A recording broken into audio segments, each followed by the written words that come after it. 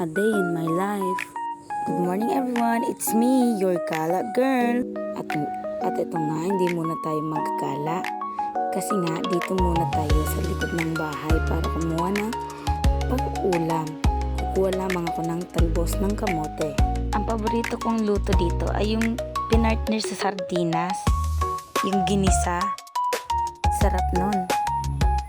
Tapos pwede rin to gataan. Buti nga masipag si Papa at Mama magtanim. Para kung walang pangbili, may mapagkukunan ng pang-ulam. At para tipid na rin. Sabi ko sa nagbibideo, huwag masyadong malapit. Kasi nakikita ang kaseksihan ko. Isus! Ngayon lang to, sinisipag. So ito nga, makikita niyo kung gaano kalawak ang tinaniman nila Mama at Papa. At ayan nga, malapit na matapos. Bilisan ko na nga dyan yung video.